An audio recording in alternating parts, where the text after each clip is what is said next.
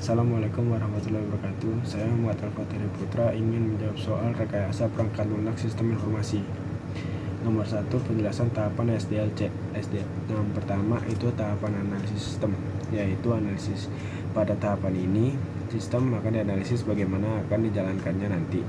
Hasil analisis berupa kelebihan dan kekurangan sistem, fungsi sistem, hingga pembaruan yang terdapat diterapkan. Bagian ini termasuk dalam perancangan. Bagian lain termasuk juga dalam perancangan ialah alokasi sumber daya, perancangan kapasitas, penjadwalan proyek, dan estimasi biaya dan penetapan.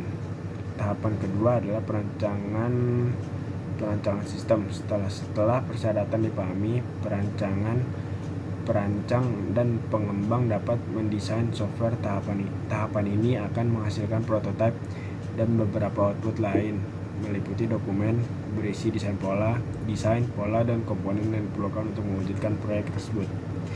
Tahapan ketiga adalah pembangunan sistem.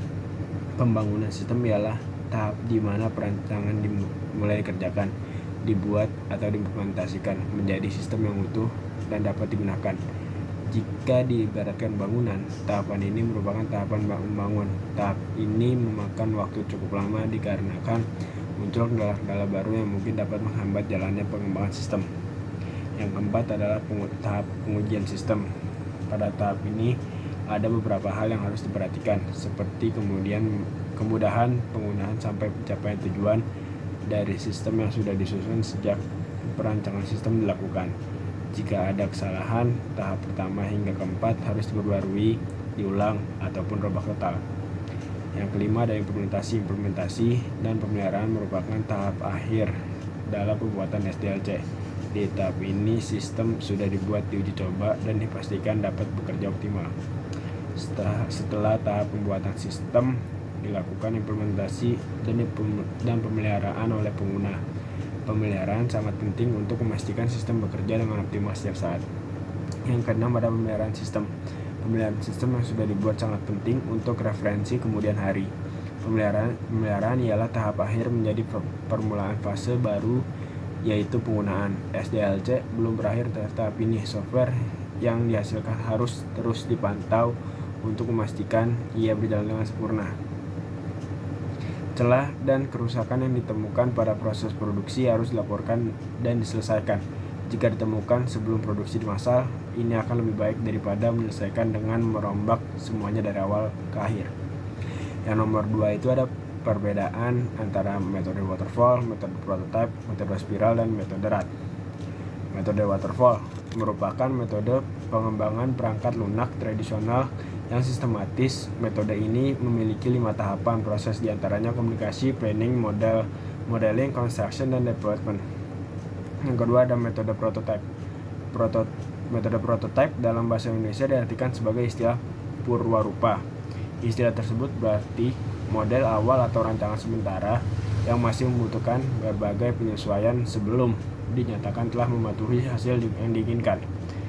Yang ketiga ada metode spiral. Metode spiral membangun 2 metode pengembangan yang telah dibahas sebelumnya, yaitu prototype dan waterfall. Pengembangan melaksanakan prototyping dengan secara sistematis khas metode waterfall. Yang keempat ada metode RAT. RAT merupakan singkatan dari Rapid Application Development. Metode ini juga menghasilkan pendekatan interaktif dan incremental, tetapi lebih menekankan pada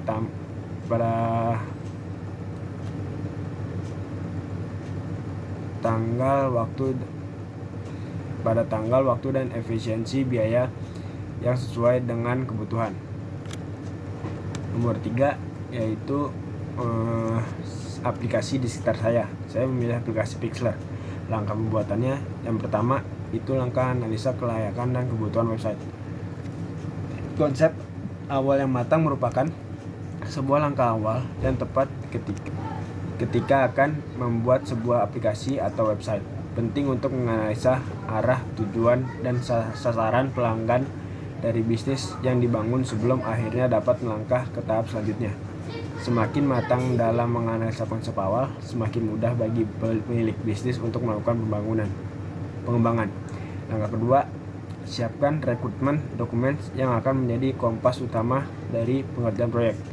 Langkah berikutnya untuk menentukan persyaratan atau rekrutmen. Dr. Gers percaya analisis yang tepat terdiri dari wawancara dengan end users dan pihak terkait oleh sistem aplikasi web baru. Selain itu, tinjauan menyeluruh dan pemahaman yang mendalam tentang dokumen pengguna, aturan bisnis, serta proses adalah kunci untuk menentukan fitur dan fungsionalitas yang akurat dan diperlukan. Ini adalah langkah yang signifikan dalam proses pengembangan dan titik di mana ruang lingkup proyek yang diuraikan dalam dokumen dan rincian persyaratan produk aplikasi web dan yang akan diproduksi. Langkah ketiga itu ada gunakan best practice. Metode agil adalah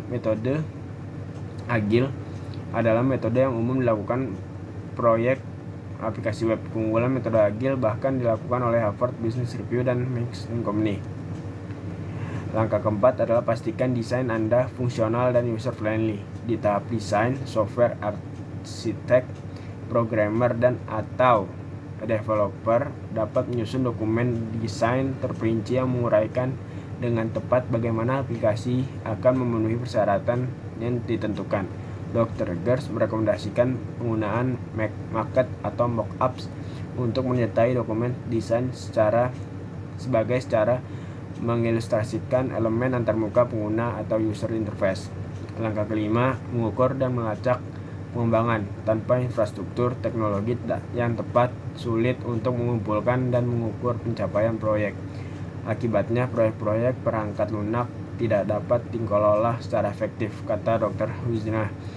Indikator proyek dapat membantu identifikasi proses, potensi, atau masalah yang ada, sehingga memungkinkan mereka untuk ketahui dan perbaiki secara tepat waktu.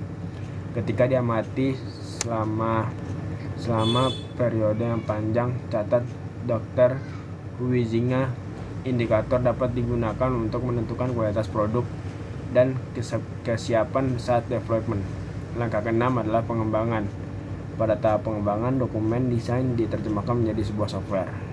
Desain awal logika sistem dari kerja front-end dan back-end diperiksa. Apakah semua blok utama akan berfungsi dengan benar secara bersamaan? Pada saat itu, tim telah mengetahui sistem operasi, bahasa, komponen, hardware, dan lain-lain. Langkah ketujuh adalah otomatisasi. Langkah penting lainnya adalah memastikan otomatisasi tugas yang berulang-ulang atau repetitive task. Kode dibuat itu ada pemindaian, analisis kode statis, tes regisi, kode koreksi proyek, produk, dan tindakan terkait. Yang kedelapan adalah langkah ke-8 adalah pengetesan. Tahap selanjutnya adalah pengetesan. Pengetesan tidak hanya untuk membuat aplikasi bekerja, tapi semoga sempurna. Setiap desain bug diperhatikan dan diselesaikan mengikuti aturan sederhana. Semakin banyak pengetesan yang dilakukan, semakin sedikit kesalahan dan penolakan user pada aplikasi. Langkah 9, praktik penerapan bertahap. Praktik implementasi bertahap sangat penting untuk kesuksesan aplikasi. Proyek pembuatan aplikasi web sejatinya adalah proses tiada henti.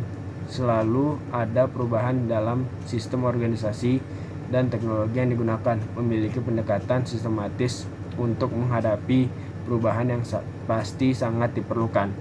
Sekian dari saya, Muhammad Afif Putra. Kurang lebihnya mohon maaf. Wassalamualaikum warahmatullahi wabarakatuh.